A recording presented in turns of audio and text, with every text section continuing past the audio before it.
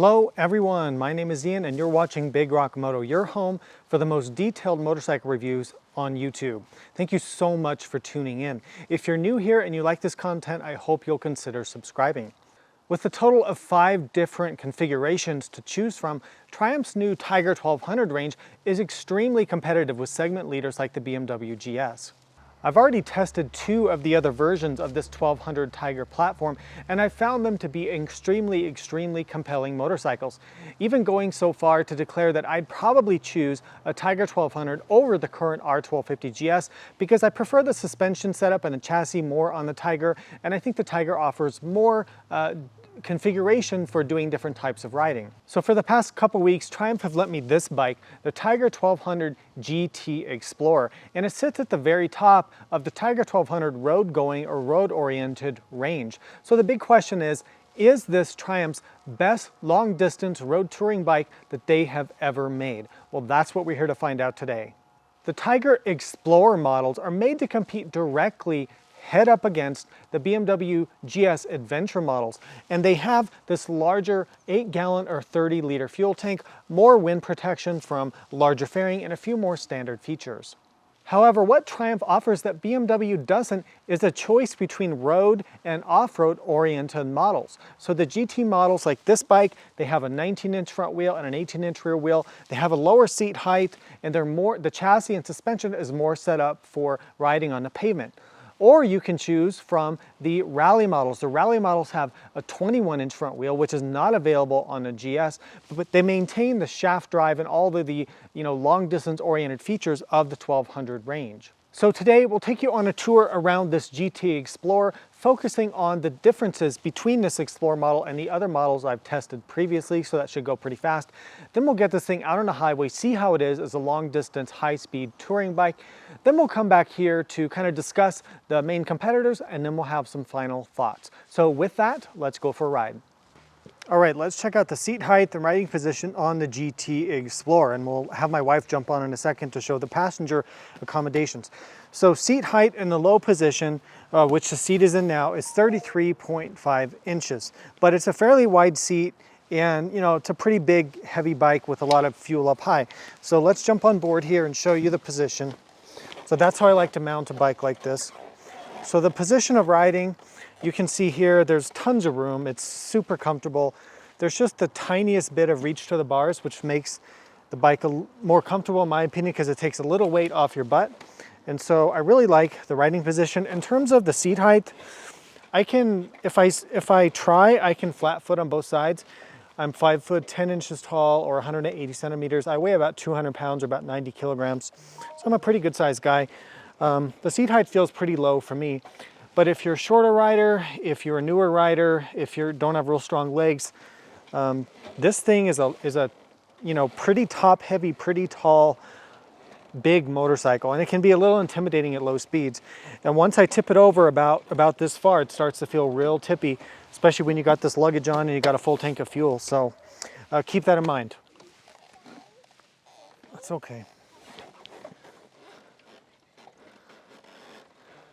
Okay, so we're going to bring my wife on board to show you the passenger position. So why don't you jump on board, Maggie? Okay, you ready? Yeah. Okay, all right, jumping. Okay, I'm on. Okay, so how's the comfort back there?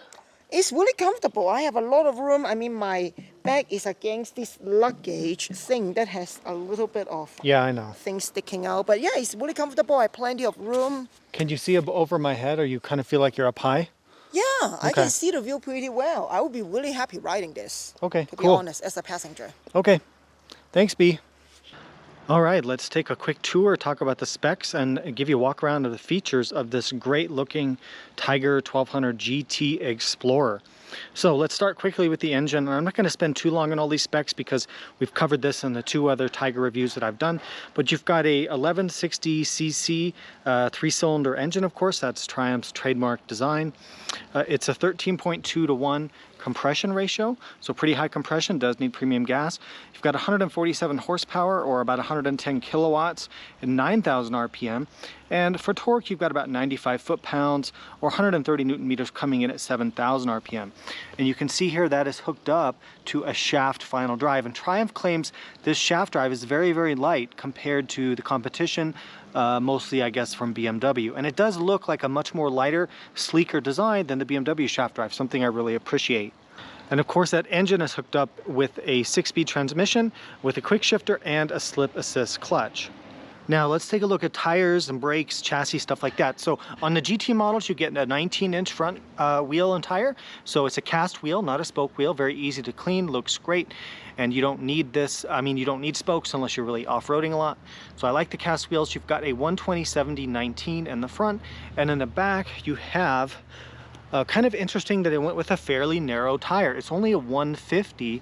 And it's an 18-inch rear wheel and tire. I'm kind of surprised they didn't go with a 170 like a lot of the bikes in this class with this much power. The brakes on these new Tigers are really phenomenal. You've got Brembo Stylema monoblock calipers, radio mounted, 4 pistons per side, 320 millimeter discs up front. You have a radial master cylinder here, which is really high-end feature. And in the back, of course, you've got a single disc brake. And then in terms of suspension, so we're looking at about 7 3/4 inches of suspension travel on both ends. And of course, it shows electronically controlled active dynamic suspension, which we'll talk about in other parts of the review. But you can see here the wires coming out of the forks. Now, of course, we've got to talk about price and weight. So the price on the GT Explorer is coming in at just over $23,000 US. That's without the luggage you see here in this video. And for weight, you're coming in just around 560 pounds. So definitely a fairly heavy bike for an adventure bike. But keep in mind, you're looking at a fully featured adventure bike to compete with the GS Adventure, and you have, that's weighed with 8 gallons or 30 liters of fuel. So that definitely makes up some of that weight. Let's take a tour here. Starting at the front of the bike, you've got this kind of very distinctive LED headlight with this running light here. You've got very nice and bright LED turn signals. The windshield is adjustable, so up and down, you just grab it. You can grab it there or here. Works very, very well. Let's work our way around this side. So you can see you've got, I don't have them turned on right now, but you've got fog lights here integrated to the bike, so that's great. It comes standard on this model. You can see kind of these vents in the fairing. I think they look really, really cool with this honeycomb pattern. Nice plastic handguards here that are pretty solidly mounted. We'll talk about the cockpit here in a second. Let's work our way around. So you can see the lower engine crash bar, which does come standard on the GT Explorer. If you get the Rally Explorer, of course, the off-road one, you're getting that upper crash bar as well on that model. So you can see here, passenger pegs, controls, center stand. We've talked about the shaft drive already. We'll cover the luggage maybe at the very end of this walk around. So let's walk around to the back so you can see that, see how the turn signals are red? Because Triumph is one of the only companies that integrates brake lights into the turn signal. So when you brake, you have 3 brake lights. I think that's really, really nice, but that's why the turn signals are red. You can see the mud guard there, license plate holder, of course, stuff like that. Pretty slim, pretty compact exhaust for a modern bike, which I like to see. Not much else to see here. You can see the beautiful engine casting. I just want to point out that everything on this bike that you look at, touch, feel, it's just extremely high quality, extremely well made. You can see the suspension down in here, the frame, detachable subframe. You can see this interesting kind of linkage design they have with the rear swing arm. It's supposed to be lightweight for a shaft drive bike. So that's about it for that walk around. So let's jump in the cockpit real quick. Take a look at the cockpit and controls. Let me jump on the bike here. So first thing you notice is, what are these little things? So these are the blind spot radar monitors, which light up if you have a vehicle in your blind spot, which will show here when we get out on the highway. You've got physical controls for heated seats, the driving lights or fog lights, high beam there, cruise control switch, mode button, turn signal, and a menu control button here. So when you use this toggle to go through different menu settings and things like that. I went through that on my other Tiger video, so I'm not going to go through all of that today. tubular steel handlebars. We talked about this, so as you're riding, you can adjust your windshield up and down. You see you've got windshield kind of extensions here on the side, which work really well. You've got this sort of 4-position on-off start switch here, combination home button, which again works with your menu system here on the bike, hazard lights, and up here in the front is, this will lock the, I believe that locks the steering there, because there's no key that you put in, it's a key fob. Also, to get gas, you would lift this twice and then it will open to get gas. So it's all a keyless ride system. One thing I forgot, also physical controls here for heated grips. I love having physical controls for this stuff. BMWs, they make you go on the modern ones into the menu to get heated grips, heated seat. I really love how there's physical controls for that. And I want to say all these switches, all the switch gear is illuminated at night, which is amazing. Such a good job doing the illumination at night. So when you're riding at night in a dark area, you don't have to fumble around trying to get the right button. All right, as promised, let's take a look at the Triumph Luggage. So this has, it's not included at the base price, but you can get as an accessory the Triumph branded aluminum luggage, which is really, actually really sturdy, really well made, and feels very, very high quality. To access it, you turn your key here. Now you can open the lid here, and you see there's tie down points if you want to tie more bags here on the top. And then opening up, you've got a lot of capacity inside of here. Now, if you want to remove the bag from the bike, you simply do this latch here, and then the bag, it's kind of hard to do with one hand, but the bag pops off like that. And you can see then the luggage rack here on the side. And I like what they did with the luggage racks. They kept them very, very tight to the bike, so the luggage is not wider than it has to be. Now, let's take a look at this top box. One thing I will say is that you see how it's kind of spaced out? So they mount the top box very high. I don't know why it's quite so high, but I guess that's what they have to do. And also, but you, of course, you have to have room for your passenger here as well. So to get into the top box, again, using a key to get in, and then opening up here, you can see good capacity. You can probably fit about one helmet in here and some gear, but you're not going to fit 2 helmets in here like you would perhaps maybe on something like a Goldwing. Well, I think that about wraps up the walk around, so let's get this thing on the road. All right, let's jump on board the Tiger Explorer and take a ride on this black beauty. Now, normally I don't really go for like all black bikes, but I do have to say that because this bike is so physically big, I think the black helps it look a little bit more slim, and it sure does look sharp this way. So we've got all of our luggage mounted here because we want to see how that extra weight and sort of aerodynamic drag affects the handling of the bike. And I know a lot of you, if you get a bike like this, you're going to be riding with full luggage. So let's jump on board here and show you how it is to get the Tiger started up and get out for a ride. So what I noticed when I'm jumping on it, there's no getting around the fact that this is a large, tall, heavy motorcycle, and the gas tank is full with 8 gallons, so that adds to the top heavy feeling. I'm 5'10", so I'm pretty tall, but man, this thing, especially with the luggage, and I don't even have really much stuff in the luggage, it feels like a big old bike. So, and if you get it off center very much, you got to be super careful with it. This is not going to be a good bike for, you know, beginner riders or shorter riders, or people without a lot of core strength or leg strength. This is a big beast of a bike. All right, so to start the Tiger, what you do is that goes to run, then you've got to push this down to start like this. Hold that down and you get the Triumph logo coming up here, and then it just takes a couple seconds and the dash is booted up and ready to go. So what are my initial impressions getting on the Explorer after having done the GT Pro and the Rally Pro? I definitely have the sense that it's a larger motorcycle. It feels a lot physically larger and so a little bit more intimidating.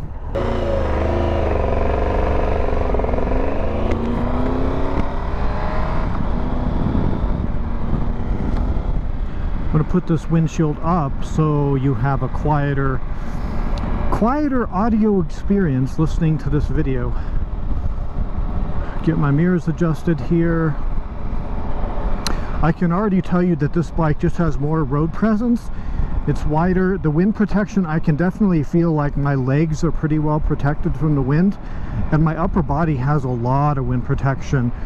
And this windshield in the upper position, we'll get it out on the freeway here in a minute, but this thing is really great. And these are some of the best mirrors I've ever seen. I know they have the blind spot thingies, but they're so clear and they give such a nice view to the back.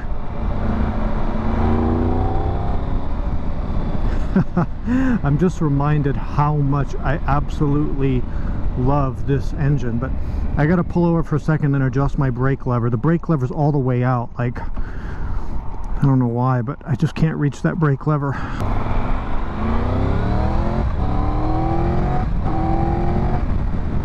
God, I love this engine. Okay, now I've got the brake lever adjusted so I can actually reach it. So I always do two-finger braking, and I'm very picky about how I have my controls set up.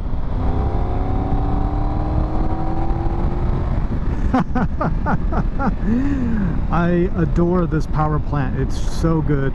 It's so good. The overall handling of this bike, I mean, I'm already going fast. Look at that.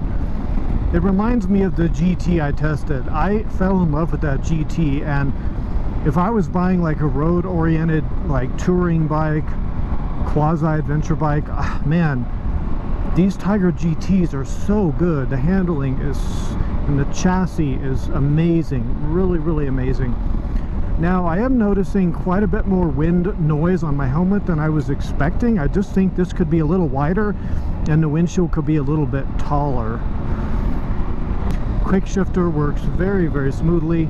The brakes have enormous power, just incredible power. You really do get a lot of motorcycle for the money, and I know it's a lot of money. I get that, but this thing is a beast. It has everything.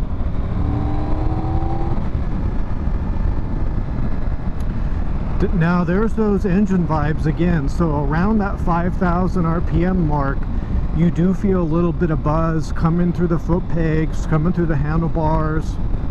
So of course, I showed this in my other reviews, but you can cycle through the riding modes here.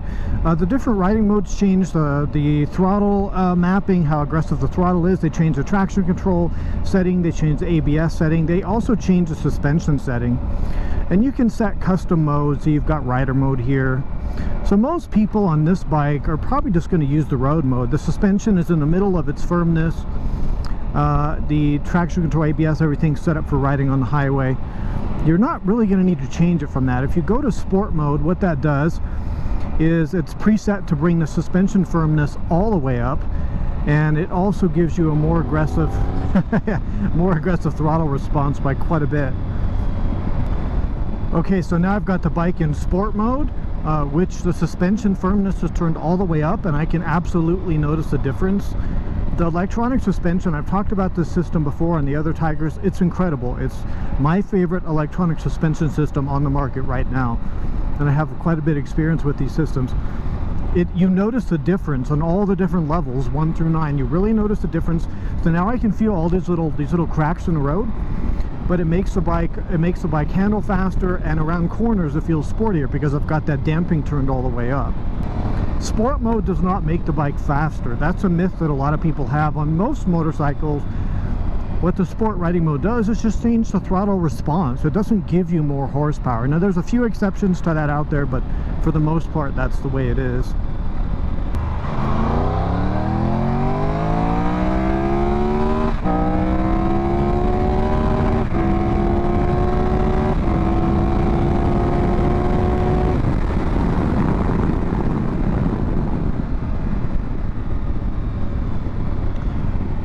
So that was uphill, and we're at high elevation here in the mountains, and this thing still absolutely hauls the mail. All right, let's get the Tiger out on the freeway. So there's a couple things we want to look for when we get on the highway. We want to see the engine vibration at these higher speeds. We want to check the overall wind protection and comfort, and we want to check out this cool blind spot radar system. All right, so I'm in the United States, so keep in mind that the numbers you see here are in miles per hour, not kilometers per hour. So 75 miles per hour. I don't have too much buzz or vibration at this speed. Now if I go a bit faster, 80 miles per hour, I feel a little bit starting to creep in around that 45 to 5,000 RPM mark. I think if you were riding you know, really it sustained really high speeds, like 90 miles per hour or above, then yeah, you might, the vibration could be a bit more of an issue for you. Now I'm going to get into this lane here and let this car pass me and see how this blind spot system works. So this mirror should light up. Yep, there's the light. So you see that amber light there? That told me that that Honda CR-V was in my blind spot. Now that's actually extremely useful. Oh, there it is on the right for this truck. So that's really, really useful. Because I don't, you know, it helps you from having to do so many head checks all the time. It's just an added layer of safety. Really nice feature that they have here on this bike. Now the mirrors do have some buzz to them at 80 miles per hour. They're just getting a little bit blurry, but a lot of motorcycles I test have that, so that's not a huge criticism. The overall weather protection is really very, very good. A lot of weather protection here for your body. It's still a little bit noisier on the helmet than my GS Adventure was. I put a lot of miles on that bike, so I was pretty familiar with it, but it's pretty good. It's not bad. It's above average, I would say, for a bike like this. I think they did a pretty good job. But yeah, I'm not liking that kind of vibration in the mirrors. Now keep in mind, this motorcycle is not fully broken in yet. It only has about 300 miles on it. So it could get smoother and, you know, smooth out over time. I just don't know. It's incredibly stable. The bars don't shimmy at all, even with these rain grooves. And this would be an incredible machine if you were doing a lot of long distance riding. This is an incredible touring bike, I can tell you. I've ridden a lot of bikes out here on this road. It's pretty windy. It's a good spot to test this bike. Traffic moves pretty fast, and this is one of the best highway tours that I've tested. Let's try something. Let's drop a couple gears. So let's simulate higher speed here. So I've dropped into 4th gear, so I'm at 5,500 RPM at 70 miles an hour, and the vibration is really not that bad. I think some people are overdoing it a bit. I can feel it. Like, I can feel it's actually a little worse around 5,200 RPM. At 5,200 RPM, I can feel quite a bit of buzz coming to the handlebar, but it kind of smooths out again as you get towards the 6,000 RPM. So it's weird. It's not even at all the different RPM ranges, but the bike is geared pretty tall. So 80 miles an hour is only 4,500 RPM on this bike. So I'm on my way back up the mountain here, and something is definitely on fire, as you can see.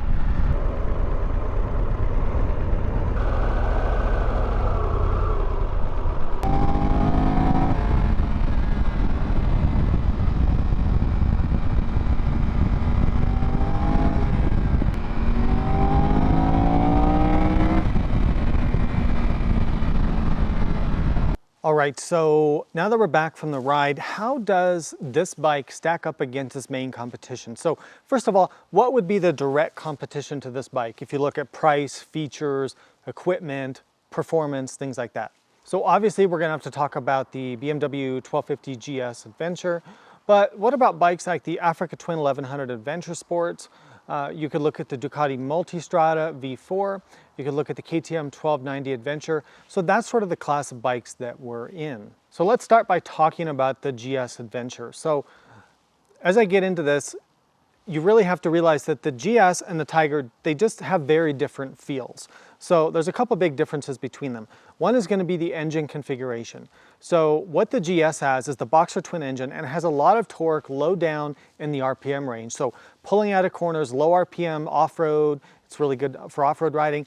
You get that instant torque right away. With this motor, it's a bit more of a peaky power, and it rewards you revving the bike out more towards redline. So personally, I find the Tiger's engine has to have a lot more personality. It's a lot more fun. It sounds way better than a GS in my opinion. So I tend to have more fun riding this bike, but you do lose some of that just low end, just great stump pulling torque that the GS has. Another huge difference between this bike and BMW's GS 1250s is going to be the suspension design. So the GS uses a tail lever front suspension. The tail lever separates basically like braking and bump forces. So it has that anti-dive feature when you're on the brakes. The tail lever, the downsides of the tail lever, and I've owned a number of GS's, is that you don't get very good road feel. There's not very good communication coming from the front tire, so you can't really tell what's going on, whether you're on dirt or you're on a pavement. Now, it ends up working pretty well and the bike rides very smooth, but overall, I prefer the chassis for the Tiger 1200, both on the road and off the road. And I know that's gonna surprise some of you, but I find this chassis is more athletic. It communicates better what's happening on road, and especially off road is where I notice the most difference. The conventional fork does a lot better job dealing with off-road terrain, and when I'm on the highway, I just feel like this gives me a little bit more confidence to push through the corners than the GS. And I know that's saying a lot because the GS is a damn good motorcycle. So both the GS and this Tiger 1200, they both sit at the very top in this group. They're both excellent. In fact, all the bikes in this group are really excellent. So let's talk about some of those. So if you want to look at the Africa Twin 1100 Adventure Sports, which I've owned recently and done some long-term videos with, that bike really sits more as a value leader in the segment. So that bike coming in around $17,000, what you're trading off with the Africa Twin is basically engine power. So you're only looking at 100 horsepower versus 150 horsepower on the Tiger 1200s. Also, you're going to chain drive. So shaft drive is one thing that this bike really has, along with the GS versus the competition. So these other bikes are all going to be chain drive except this and the GS. And if you want to include Yamaha's Super Tenere, that's also shaft drive. What about the KTM 1290 Adventure and a Ducati Multistrada V4? So I'm trying to get those bikes for in-depth testing as soon as I can. It's just been hard to get those bikes. I think some differences, the KTM and the Ducati, they both make a little bit more horsepower than this bike, so a little bit more on the performance. I think they also might be a touch lighter than this bike.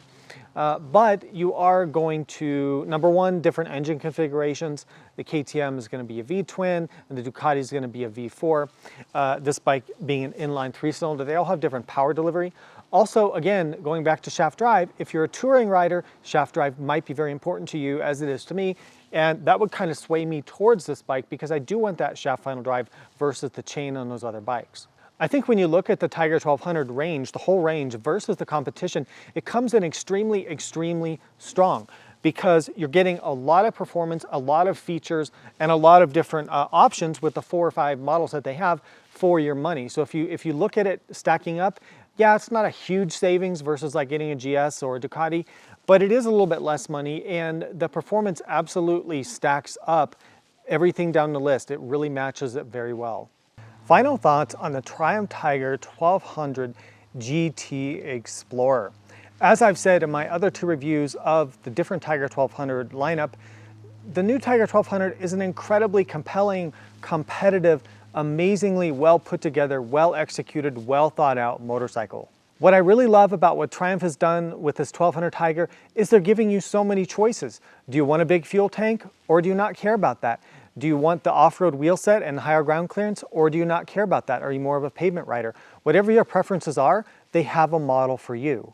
As for this GT Explorer model, this is definitely one of the best long-distance sport touring motorcycles that I've ever ridden or tested. It is truly superb, and I think sits in a very, very rarefied air sort of category, along with bikes like the GS, the Multistrada, and bikes like that.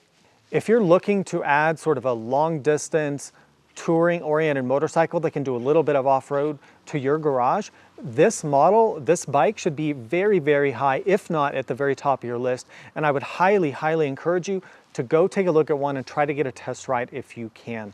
So I genuinely hope this review has been useful and informative. If it has, please support Big Rock Moto, and there's ways to do that in the description below. Other than that, please ride safely, and I'll see you out there.